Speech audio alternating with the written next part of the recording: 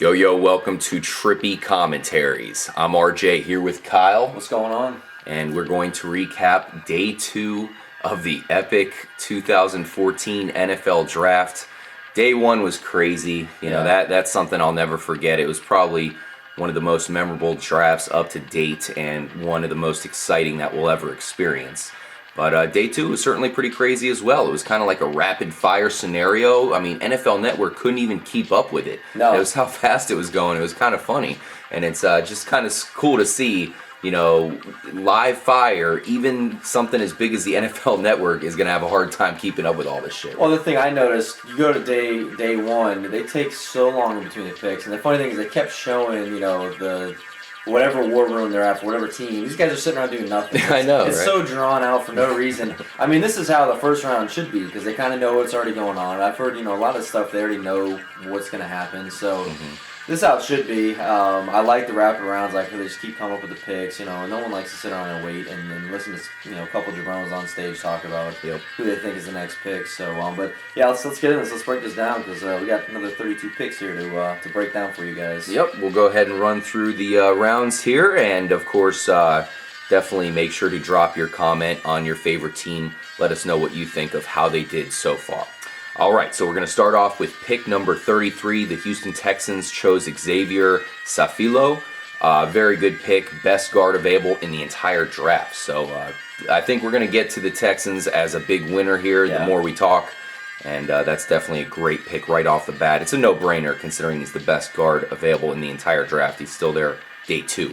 This was an interesting pick here. Dallas Cowboys picked DeMarcus Lawrence. It's kind of funny how you lose DeMarcus Ware, you bring in DeMarcus Lawrence. Right. Probably going to be a pretty good fit. They also got this pick from the Redskins, moving up into this number 2 spot, and because they needed to fill that void in the pass rush. They lose DeMarcus Ware. Yeah. They get a DeMarcus Lawrence now, which, like you just mentioned, is kind of weird how that works out. I don't know. It's interesting that they came up and jumped up to get this pick. I'm surprised they didn't go with a guy like Stephen Tuitt here. I feel he's maybe a little better than DeMarcus Lawrence, but there must have been something there that they liked. And kudos, like I said, for the Cowboys, they did it in the last round. They're filling team needs, which is what I like to hear from the Cowboys right now. And they really need to beef that defense up. Yeah, it definitely seems like Jerry Jones has taken maybe even a new perspective on drafting here as of late. He could have gotten Johnny Manziel. Yeah. He passed up on it instead to bolster the offensive line and now the defensive line. So good job by Jerry Jones and the Dallas Cowboys. I definitely like it. Pick number 30, what are we on here? 35, the Cleveland Browns. Guy was really hoping would fall to the Bucks here. Joel Bitonio. Yep. Yeah, so that's a great pick there by the Browns. A little bit earlier than I thought. I was hoping he'd fall to us at 38, Tampa Bay Buccaneers, but you got to give props to the Browns. They've had a pretty good draft. Unfortunately, today we learned that it looks like they might not have Josh Gordon, so that really hurts their Manziel pickup. They're going to need to get a receiver here. We'll see if they pick one up. Yeah, really bad news for all Cleveland Browns fans. Probably pretty excited about. We were kind of excited yesterday about. We thought Cleveland did a great job in the draft and they're moving around, made some good picks, and then all of a sudden you get the bombshell today. Dropped on them that they probably may possibly lose their number 1 player on that offense all season, if not at least 4-game suspension. So bad news for the Browns, but great pickup here. Manziel's going to need some protection, obviously. Anytime you have a young quarterback, you want to have protection. I like Bitonio a lot. I saw him play against a guy like Anthony Barr last season and absolutely shut him down. Couldn't do anything. He's 6'4", 300 pounds. Great guy to have, and the Browns have a pretty good offensive line. This just makes it even better for them. Yeah, it really does. Pick 36 was a pretty interesting one here, Kyle. Derek Carr, guy that a lot of people thought was the number 3 quarterback in the draft. So Oakland gets their guy. I know some people had them maybe trading down or even straight up drafting him in the top 10 there. So it's good to see they got a guy they had highly touted. He's a guy right there in California from Fresno State. So he should translate well, and it'll be interesting to see what they do there now that they have him and Schaub. I'm sure they'll start the season with Schaub. Yeah. Derek Carr will probably get in at some point. Yeah, I'm surprised he didn't go in the first round. I really had him. I had him going a lot higher in this draft. And Raiders, I'm liking the picks the Raiders are making so far. Oh yeah. Well done to the Raider Nation there. You guys should be excited. Atlanta Falcons at 37 got Rashid Hageman, another guy we thought could very well go in the first round. Just missed it, and the Atlanta Falcons did a great job to get some defensive line depth, which they needed. Can you imagine this guy? Because he was a basketball player. This guy's 6'6", 310 pounds. This is a big ass basketball player. He needs to learn how to play the position, I feel, to really be dominant in the NFL. He's got all the athletic ability to be an absolute beast on the defensive line. Once he starts learning some of the techniques, kind of understands the game a little more. Because like I said, he was converted from a basketball player to play defensive line. He's kind of one of those guys that if he can start getting real consistent with his play and understanding how to play defensive tackle in the NFL, he could be one of those super guys that all of a sudden becomes one of the better defensive tackles in the league. Yeah, I agree. And speaking of former basketball players, the Tampa Bay Buccaneers, somewhat surprising pick, got Austin Seferian-Jenkins, big-time tight end as far as size. He caught a lot of touchdowns in his college career there, so we'll see. It was kind of strange because a lot of people had him as a slower type of tight end. He was coming off. He had like a surgery to his foot there. He had an injury he was dealing with, so he couldn't really work out in the combine. But he had some private workouts before the draft, and he ran actually a faster time than Eric Ebron. So maybe the Bucs get lucky here with a big-time tight end. I know he's got a big-time upside considering, he's pretty much the same size as maybe even a Gronkowski. So we'll see what happens. I mean, this pick here, I didn't really understand it at first because the Bucs just brought in Brandon Myers. They already have Tim Wright. I felt there was maybe some other needs they could have went with, but as looking into Jenkins, he is that guy that, like you said, he could be one of those standout players like Ebron, who everyone had projected going really high in the draft, or like a Jimmy Graham, because basketball experience, they can go out and get the balls. They have big hands. That is really crucial as a receiver to have really big hands because they can bring anything in. I think he had 21 touchdown catches or something like that last year. A lot. Well, not last year, but over his career, right? Yeah. Over his career at Washington. 6'5", 262. I don't know. Maybe the Bucs are looking to go a lot of two tight end sets. Pretty interesting here. Yeah, definitely. And I will point out that a couple of my sources that I really trust for insider information have him projected as a number one fantasy tight end. Not right away, but just in maybe 2 or 3 years, he's probably going to be one of those project guys who still needs to work on his protection, his blocking. He's a big guy, so we think he should be able to block at some point. He's shown signs of it, but he still needs work. I mean, the Buccaneers pretty much have a dominant basketball team now for their receiving core. I mean, you imagine all three of those guys. They can put Jenkins now in the slot. How are you going to defend that? Of course, you got Mike Evans as well as Vincent Jackson. Vincent Jackson, and Jenkins. How are you going to defend that as a defense? So it's going to be crazy to see. Yeah. The Jacksonville Jaguars got a lucky pick here. Marquise Lee, a guy I had projected, halfway through the first round. Yeah. I can't believe he fell. From what I heard, of course, there was some injury concerns there. That's why he didn't play as well last season as he did the season before, where he really lit it up and looked like a possible top 10 pick. Yeah. But considering the Jacksonville Jaguars are most likely going to be without Justin Blackmon for the entire season, they just picked up Blake Bortles, so props to them. They needed to get somebody in there. Gotta help them out. The Detroit Lions got a guy I like a lot, Kyle Van Noy. I was hoping possibly he would land to the Bucs. I knew it wasn't going to happen with that second pick, but maybe if they traded up. But, regardless, the Detroit Lions got a great pick. Now, combined with Anthony Barr, who they picked in the first round, they definitely have a rejuvenated linebacker crew. I know they used DeAndre Levy a lot last season to great effectiveness, so we'll see what happens there. The St. Louis Rams, LaMarcus Joyner, safety or cornerback. I think they most likely will use him at corner there. Yeah. Maybe safety because they're desperate for safeties too. We'll see how that pans out. But that said, another great pickup here. This is a guy I thought should probably be a first-round kind of player. For some reason, the entire process had him as a second-round player, and it pans out, albeit the high end of the second round. Well, I mean, I think a lot of people lumped him in with this, really good cornerback, crew that this class of cornerbacks that we saw a lot of them getting drafted in the first round. He is a utility guy, and we saw him making all kinds of plays last year for Florida State. Oh, yeah. And he is a utility guy. He can come in. If the Rams need him to play nickelback, he can do it. If they need him to play safety, he can do it. Obviously, if they want him to line up on the outside the cornerback position, he can do it. Yeah.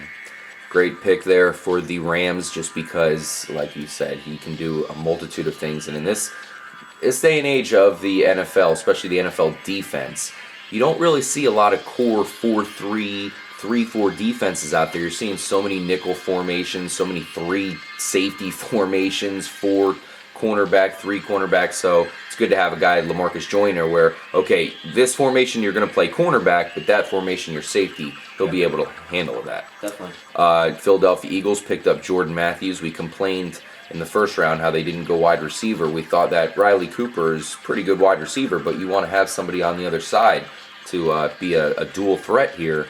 I'm really high on Jordan Matthews. This is a guy I had a first round grade on. The Eagles totally redeemed themselves, I'm sure, in their fans' eyes here, because I think a lot of Eagles fans are feeling the same way in the first round. Jordan Matthews is exactly what they need. Good possession guy. Ran a 4.46 in the 40 at the combine. He does everything right, and this guy here, they picked up him. They got Darren Sproles. This is the Eagles. Like I said, Chip Kelly wants his weapons. Well, he got it. He got it in the second round, and they scored big. Because I'm surprised Matthews fell down this low, actually. Yeah, I love the pick quite a bit, and we can trust that Chip Kelly knows exactly the kind of wide receiver is going to fit in his system. Yep. The New York Giants with pick 43 went Weston Richburg. Pretty good center here out of Colorado State. I really feel like they're doing a good job, bolstering their offensive line here. So props to them. They need to for sure. They did need to, of course. And, with their new running back coming in, Rashad Jennings, I think that could work out for them. This guy definitely has talent. The Buffalo Bills, Cyrus Kwanjo. Guy fell out of the first round. Another guy who people were highly questioning his health. But lucky for the Bills, they get a guy who's extremely motivated. In that little interview he did after he was picked, he told the girl, he needed to fall out of that first round because now he's extremely motivated, and he looked pissed off when he was up there. This is a guy who's won championships with Alabama. This guy's a beast. I mean, this is definitely one of the bigger tackles that's going to be in the NFL, just not even in this draft, in the NFL. 6'7", 322 pounds, just a beast of a tackle, has good footwork, he's very strong. The thing I like about this pick is that, I kind of ragged on the Bills why they jumped up to get Sammy Watkins, because I felt that he wasn't a guy that was going to put them over the top to get them in the playoffs, and they traded off the first round pick next year to get that. And I thought that they really needed some type of offensive line help at tackle. I thought they could have got one of the 3 elite tackles in this. But for Quandino to fall all the way down to them here in this pick, really it kind of justifies what they did with Watkins, because now they have a solid tackle as well. Absolutely, and I hope he does stay healthy because they're going to need him. Yeah. Paul Richardson, a really fast wide receiver from Colorado, went to the Seattle Seahawks. This was a team we speculated would probably go wide receiver at some point. This pick was a little bit surprising to me, but they got the receiver they needed. Pete Carroll tweeted out after they made the pick, immediately after that, the Seahawks got a lot faster today with this pickup. This is a great pick. I mean, you throw in him with Percy Harvin. Now you just have explosiveness all over the field. I was telling you, a couple of days ago about this guy. I felt that he was a guy that was kind of under the radar, and he's one of those speedsters. I felt like the Bucs, if they were kind of looking to go the speed route, they could have done this in the second round. And for them to get this pick here at this point, the Seahawks, the rich just keep getting richer, because that offense now is looking pretty stellar at the wide receiver position, which we were kind of saying, maybe they need a little help there, and I think they've answered with it. I think he's going to surprise a lot of people. I think a lot of people really didn't know who Paul Richardson was. So I still want to see a guy really come through as the number 1 wide receiver. I don't really view Percy Harvin as a number 1 guy, but I really like Doug Baldwin, and I think he is a guy who can evolve to an actual number 1 receiver. Stephon Tuitt went to the Pittsburgh Steelers, pick number 46 out of Notre Dame there. Funny that he went before Nix. Yeah. So pretty interesting to see some of these guys fall. Pretty far here when it comes to Lewis Nix. I can't believe he's still going down. That's really crazy. I guess some people thought that he was a little bit overweight, so we'll see where he lands. Great pickup for the Steelers. They're trying to rebuild that defense, and he's definitely going to help bring some pressure on the outside. Yeah, I agree. Trent Murphy, this was a guy who played kind of that Brian Urlacher role for Stanford. They call it the Joker role. Joker, yes. So I think that's a good land for the Washington Redskins. To be honest with you, I hope for his sake he can translate to that defense. I'm a little worried about that. But other than that, I really like the player himself, and as long as Washington can use him correctly, that's going to be a good addition. He's one of those guys that he gives everything on every single play. That's what makes him so good. He never He gives is. up, and he doesn't really have the natural skill or ability to be a great pass rusher. But the fact that he doesn't stop and he keeps going until that whistle's blown, that's a big way. That pays a lot because these offensive linemen are going to get tired, and you keep coming, you're going to get through eventually, and that's what he did last year. Yeah, for sure. Here's another guy with a first-round grade. Some people felt he was a little too small, and on top of that, he failed a drug test, I guess, at the combine. So that really slid him to the Baltimore Ravens, number 48, defensive tackle, Timmy Jernigan. I disagree with the low grades. This is a guy I'm very high on. He was the best run-stopping defensive tackle, or let alone really defensive lineman in all of college last year. That's no fluke. Look at his highlights. Say what you want about his size. He disrupted the middle of the line damn near every time. Well, and you saw it in the national championship game. That second half changed because of where they put Jernigan at. And all of a sudden, they couldn't run Trey Mason up the middle anymore because he kept clogging holes up. That's what he does. He's very strong. Yeah, he's not real tall, but he's very strong. And he's a guy that we both thought was definitely going to go in the first round. I mean, the whole failed drug test thing was diluted. I don't really buy into that too much. And the Ravens get a steal here, and another team that's trying to build that defense back up. Yeah. Seeing that kind of with the Ravens and the Steelers right now, which you gotta like that. Mm-hmm. Yeah, they definitely need to do that, and props to them because they're really trying. They know that that's their bread and butter. So, as opposed to a team like the Buccaneers, where I felt like maybe they should have that point of view, like, okay, defense before anything. It's good to see other teams that are known for their defense, such as the Ravens, are going with that game plan, saying, if I have a good defense, I can win probably at least 9 games. Yeah. Let's see. Pick number 49, the New York Jets. This was the third tight end off the board, Jace Amaro. Here's a guy that originally had a first-round ranking, but because of the bulk of tight ends after Eric Ebron, the next guys were kind of bulked together. You saw Jace Amaro slip down and eventually, of course, be passed up by the Buccaneers guy there. Jenkins. Yep. So I like decent pick. I like Amaro a lot. I just like his ability. Once he gets the ball, once he catches it, he is a beast running down the field. And I feel he's probably one of the better tight ends in this draft. We mentioned Ebron, mentioned Jenkins. I feel he's better than both of them once he has the ball. He has a better chance of making big plays. But, I think he still needs to learn a little bit. He's a pretty good route runner. I'd like to see him become a better blocker. With Texas Tech, he really wasn't blocking a lot. He's running downfield a lot. So I'd like to see him become a better blocker because you got to go to block in the NFL if you're going to play tight end. Yeah, absolutely. All right, well, we're going to leave it off here for now. Thank you guys for joining us for this part of our draft recap. Make sure to stay tuned. We'll finish off the second round and get into the third round. We'll see you guys there.